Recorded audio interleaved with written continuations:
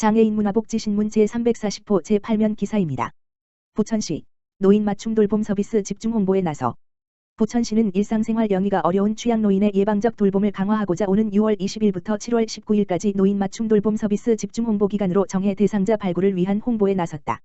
노인 맞춤 돌봄 서비스는 돌봄 어르신 댁의 생활지원사가 1:1 방문을 통해 안전지원, 방문, 전화, ICT 안보 확인, 사회참여, 교육, 문화활동, 생활교육, 신체, 정신건강교육, 일상생활지원, 외출동행, 가사지원, 연계서비스, 민간후원, 특화서비스, 은둔형, 우울형 등 다양한 맞춤형 돌봄 서비스를 지원하는 사업이다.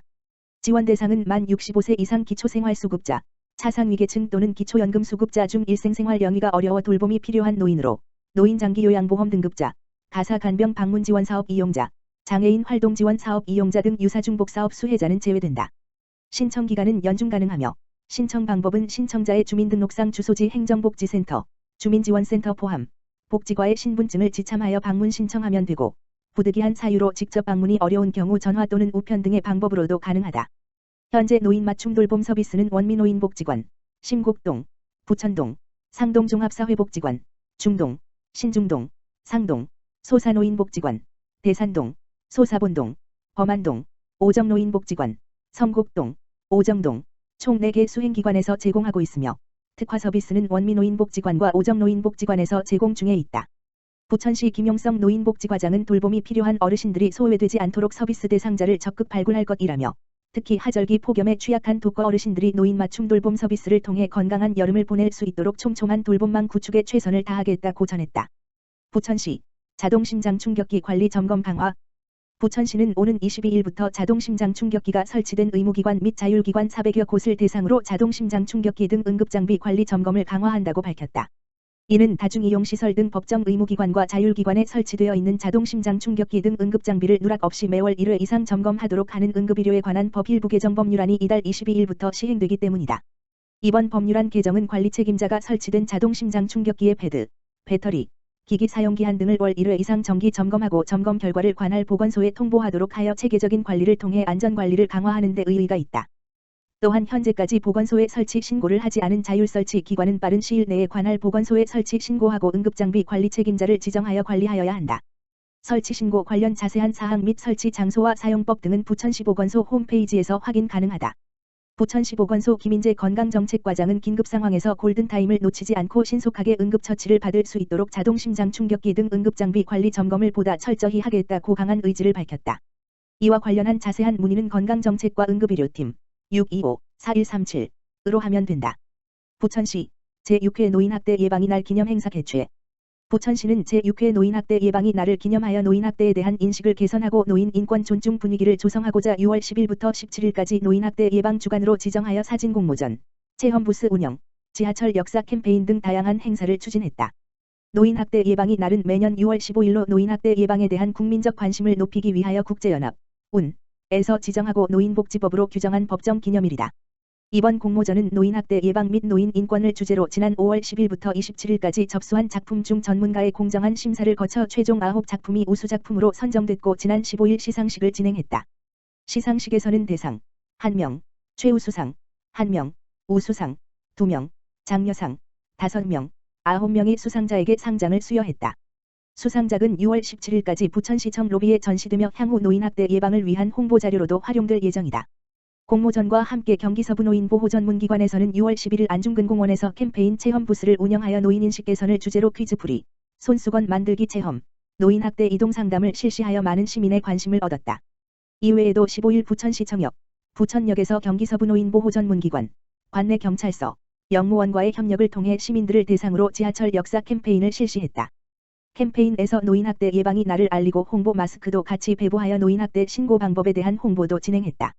장덕천 부천시장은 고령사회 진입으로 노인 인권에 대한 올바른 인식이 중요해지고 있으며 이번 행사가 민관 협력을 통해 시민이 직접 참여하는 행사로 추진돼 더욱 뜻깊은 기념 행사가 된 것 같다며 앞으로도 어르신과 함께하는 어르신이 행복한 도시 부천을 만들기 위해 최선을 다하겠다고 말했다.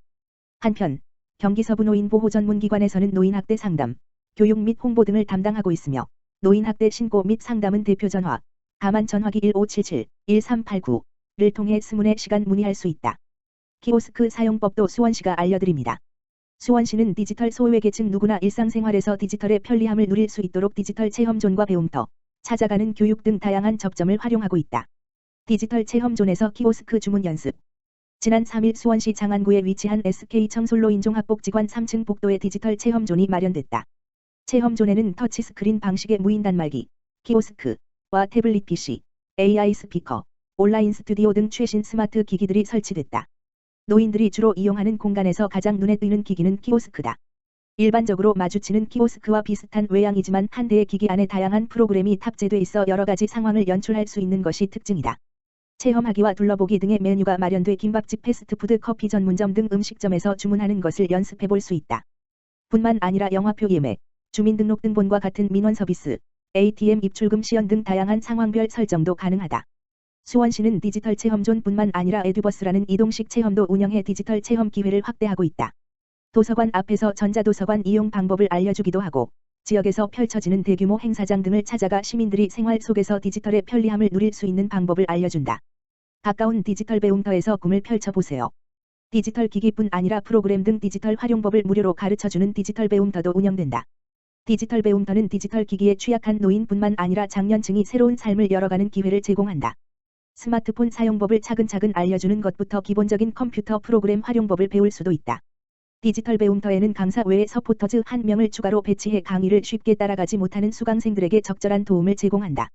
지난해 수원시에서는 10곳의 디지털 배움터에서 1,700여 개의 과정이 개설돼 4,500여 명의 시민이 오프라인으로 교육을 받았다. 올해는 디지털 배움을 원하는 시민 누구나 쉽게 접근할 수 있도록 디지털 배움터를 대폭 확대했다. 현재 장안구 6곳, 권선구 10곳, 팔달구 11곳, 영통구 7곳 등 총 34곳의 디지털 배움터가 운영 중이다. 덕분에 시민 누구나 가까운 디지털 배움터에서 진행되는 200여 개의 강좌를 선택 수강하면 생활에 편리한 디지털의 문을 열 수 있다.